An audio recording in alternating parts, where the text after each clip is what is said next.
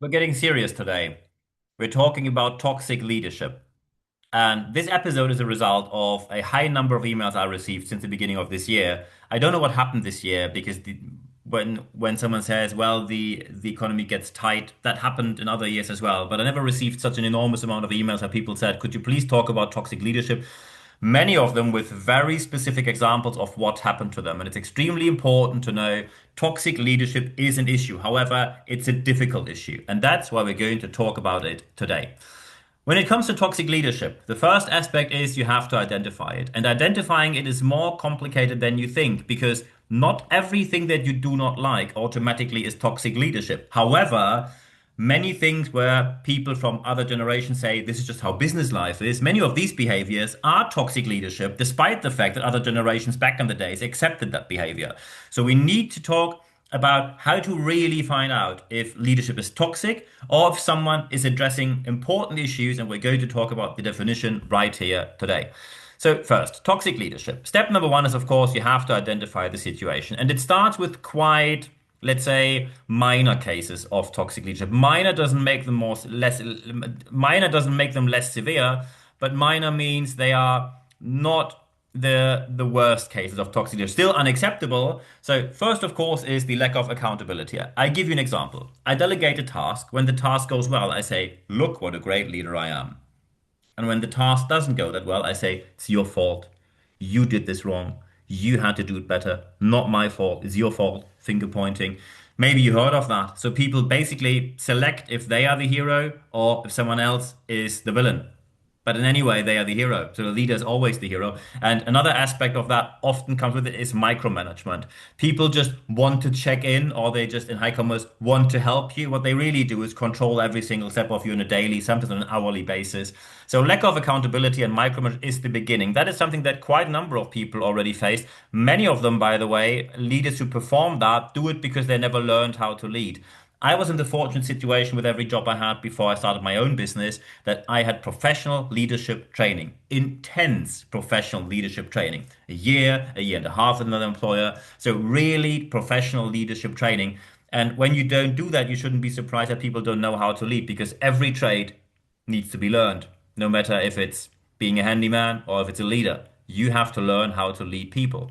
However, it often gets worse from there. When you, for example, face a certain inconsistency. So one day you have to run that direction, next day you have to run the other direction, but however, you have to figure it out. You had to know before. You need to know that this is this direction or that. So it's always your fault. So suddenly everything feels very arbitrary, and then suddenly you feel this is all about people that are just favorite people by that leader, favoritism, an inner circle which exists in the organization. When you have these cases where people suddenly become inconsistent, very random, very arbitrary, and they have certain people they like, certain people they do not like, and there's no way to move from one position to the other. They have their favorites and they have their non-favorites, and the inner circles basically dominate the whole business world in which you live. That, of course, is a quite extreme case already of toxic leadership. However, not the worst one. But when this happens already, you are under constant psychological stress. And we need to talk about how you defend yourself, but also how you protect yourself from this. It gets worse, however, when you then say, okay, someone abuses their power. I give you a very simple example. When someone says, look, if you don't like this job, leave. And if you don't do your job properly, and by the way, over hours aren't paid in this organization. We are a family, right? We're not a business, we're a family. Over hours just happen. So abuse of power, often overstepping the mark, even with offending the law, working laws, workers' rights, for example. The abuse of power, especially when you're in structurally weaker areas where the economy isn't that strong, is an extreme case of toxic leadership.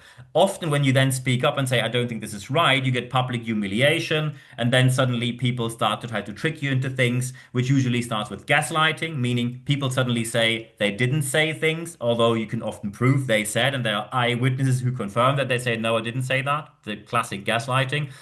However, one of the extreme cases also is emotional volatility. And that happened to me with one of the leaders during civil service, which I did when I was 18, 19 years old. And basically every morning someone went into their office and came back and said, okay, today the mood is like this. And depending on if the mood is great or not so great. And the emotional volatility was entirely based on private problems outside work, which were immediately carried into the workplace. And when they had a bad day, they were basically yelling at you all day long.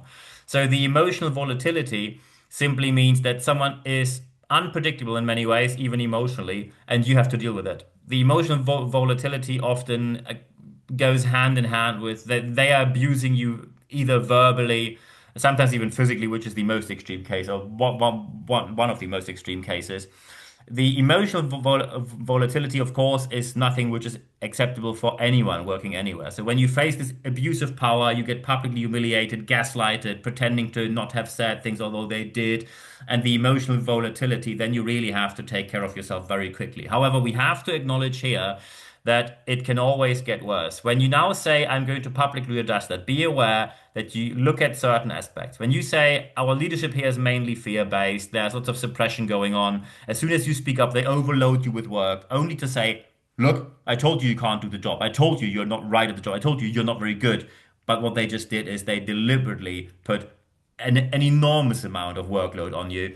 And when this overloading then suddenly comes on top with, so topping the whole thing, and this is now the absolute worst case of toxic leadership, is ethical flexibility. People who love to talk about values and then they change values as soon as someone knocks at their door and says, I either have money or a career for you. So when leaders suddenly cater to anyone that is helpful to them, but never caters to the team in the moment of need. That's called moment of truth. I recommend to look into the professional studies of Professor Teal Neely, Harvard University.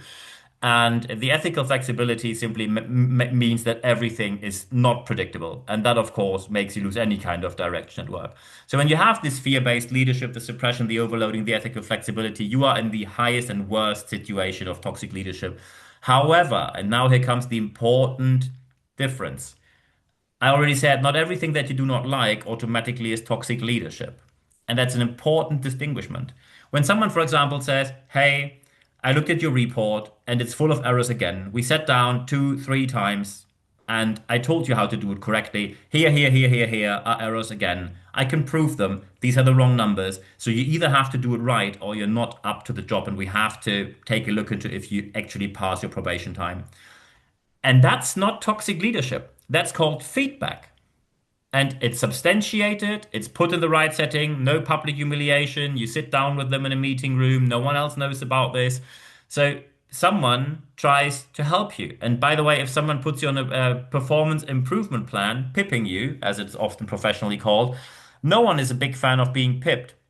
Many people say, I don't want to have a professional improvement plan. However, often these plans are there to help you.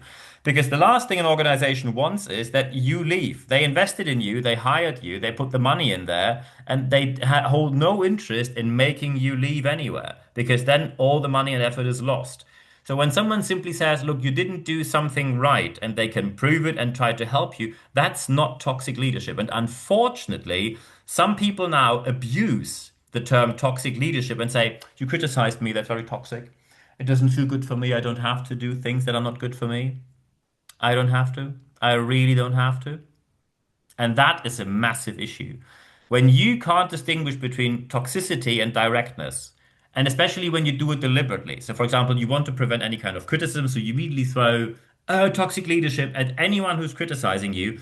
Not only are you at least as bad as toxic leaders, however, you also harm people who actually face toxic leadership and no one suddenly takes them seriously anymore because suddenly people think, oh, basically anyone who doesn't like to be criticized says toxic leadership. And that, of course, is not acceptable. So always check in, and that is very important. Check the resources you have, like this podcast or scientific publications, or simply check with your colleagues if they are also of the opinion that this might be toxic leadership. Or maybe your colleagues tell you, look, quite frankly, you haven't done great work in the recent past. There might be different reasons for it, and we're happy to help. However, your work was full of errors, if you like. And then you can't say, oh, toxic leadership by colleagues. No, sometimes people criticize you.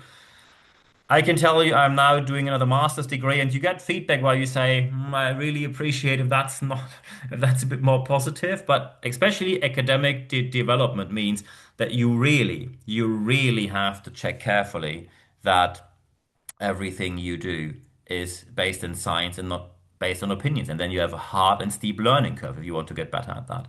So resources and colleagues is one of the most important aspects here to check if you actually face toxic leadership. The question is now, what do you do when you really see, okay, it is toxic leadership? I checked in with people and they said, yeah, it is. It is toxic leadership. Okay, so where do we go from here?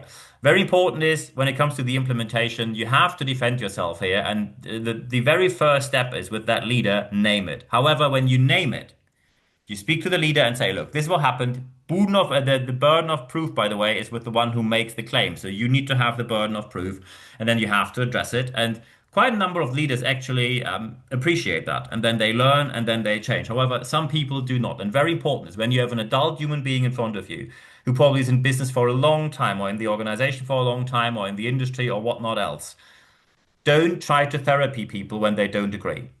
Don't try to coach people when they don't agree. Don't try to fix a leader that does not want to be fixed, because that is going to make everything worse, especially when you have psychopath, sociopath, or narcissist. And by the way, only psychologists and therapists can determine if someone are, not some online dubious test from the local newspaper. When you name it and they deliberately don't change it but make it more difficult for you and make everything worse, stop fixing people and first protect yourself by reducing the exposure to that person. So name it, stop fixing, reduce your exposure. You have to protect yourself first here. Of course, you now say, well, what do I do? So you have to raise awareness amongst other colleagues that this is happening. You have to probably organize or talk about it. And of course, you have to protect your professional identity first and your personal identity as well, your psychological well-being. I'm professionally trained by Johns Hopkins University in the PFA method, psychological first aid. It's very important that the professional identity gets protected because sometimes there are people who are really competent and they say, I think I'm really bad at my job. Because when that leader says I'm so bad, I must be bad. And you suddenly see when they switch employers, suddenly they are amazing. So you see that this stop fixing and then taking care of your professional identity, especially when you do it with colleagues and get an external reality check, helps you to actually put the situation in the right order. And very important, by the way, when you do the external reality check and they say, quite seriously, sorry, Niels, you made mistakes, and I think you were rude, and I think you didn't do that well, then you have to reconsider if you are probably the problem here. Sometimes the problem's your boss. Sometimes the problem is the toxic organizational culture. Sometimes the problem is you. However, very important is no matter what happens, you are not worth less as a human being or as a professional person. When you check everything and you say it is toxic leadership, someone is just bringing me down, then you have to see that this is not your fault. Your professional identity should not be harmed, especially when external reality checks help you to confirm that you are on the right path here and you are on the right way with seeing things. And by the way, when people now say, so what do I do then when someone doesn't want to change? Basically, you now have two options. And I know that one of the two is an option you will not like. The first one is you take formal action. You complain to the work council, to the unions. You can complain internally, externally. Of course, you can do anything from internal complaint up to police report or reporting with a public prosecutor. That is a wide range of activities you can do here and actions you can take. However, when you see nothing's going to change, even if you win this in court after 2 or 3 years of lawsuits, nothing's going to change. This person will always be like that. Then leadership means to leave. And I know what you say now, or what you think now. You think, this feels like the other person has won. And I have been there.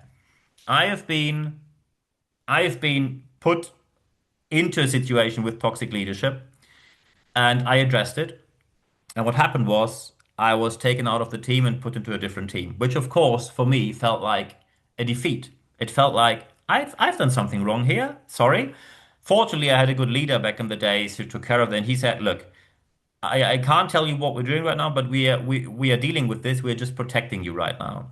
So they put me in another team. Same good of course, different project, but same quality of project, still flagship clients, everything all right. It still felt like a defeat. 8 months later, out of the blue, I suddenly see an email in the corporate world in with my employer back then that I had a couple of employers before I did started my own business, and suddenly that leader was gone. And then I talked to my next higher leader and said, what's going on there? And he said, look, back in the days when you addressed this, it was already addressed by someone else. However, we really had to carefully draft out what we do here, and it takes a couple of months to get things settled. And then the leader was removed that was toxic. And very important is toxic leadership shouldn't be about who wins and who has a defeat.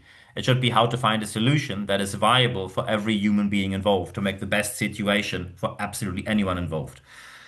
Very important here. Sometimes leadership by leaving is necessary. Do not blame yourself and never let your self-value, your self-worth be affected by a toxic leader. When you do it the way we discussed right here, you will find a solution and it will all be greater and even better afterwards. I wish you all the best putting that into action. And when you now say, look, I have a couple of questions regarding this, feel free to contact me anytime. So first, of course, when you watch me on YouTube, like this video, subscribe to my channel, leave a comment here. I'm looking forward to seeing that. Of course, when you listen to me on Apple Podcasts or Spotify, leave a review, 5 stars. Thank you very much for doing so. Recommend this podcast and videocast amongst friends, colleagues, anywhere, on social media, anywhere you like. I'm looking forward to seeing that. And feel free to tag me in it. I'm always happy to comment and give you outreach into my network as well. Of course, you can also follow me on Apple Podcasts and Spotify or go to my website, nb-networks.biz, and then you see what I do for a living. However, the vast majority of you, usually we have a business audience here, and many people say, I have something to say. This episode happened because of emails I received. People said, look, I have this situation. I cannot put this into the YouTube comment section. It is simply too specific. Anyone will immediately know who I am.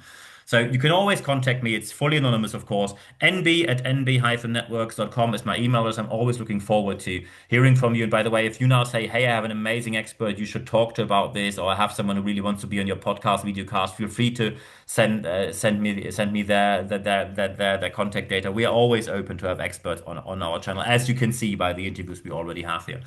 When you now say, hey, do we also have live? By the way, when you contact me via email, if you want to have something very specific, you need a trainer, coach, a speaker, consultant, a mentor, or a project or interim manager, very happy to discuss that. When you say, hey, I'd just like to do question answer, have an exchange, perfect. Let's just get in contact. Doesn't cost you a penny. I'm looking forward to hearing from absolutely any one of you. And of course, when you then go to expert.nb-networks.com. You can even get live sessions when you go to expert.nb-networks.com and put in your email address there. No worries, you only receive one email every Wednesday morning. It's 100% content, ad-free guarantee. You get full access to all the podcasts, videocasts, more than 400 online in the English and German language. In addition to that, there's always, and we only announce that in the leadership letter, there is always the date and time and the access link for our live sessions. We have one live session at least per month, so I'm looking forward to seeing you there. Of course, you can also follow me on social media. Connect with me on LinkedIn. Don't do the follow thing. Do a proper connect, and I'm happy to chat with you on there as well. Connect with me on LinkedIn. Follow me on Instagram. Like me on Facebook, and follow this channel on YouTube. So I'm looking forward to hearing from you there. No matter where you contact me, I'm answering every single message within 24 hours or less. So I'm looking forward to hearing from you. However, the last thing I always mention is always the most important one. Apply, apply, apply what you heard in this podcast, because only when you apply what you heard, you will see the positive aspects that you obviously want to see in your organization. I wish you all the best doing so. And at the end of this podcast, as well as at the end of this video cast, there's only one thing left for me to say. Thank you very much for your time.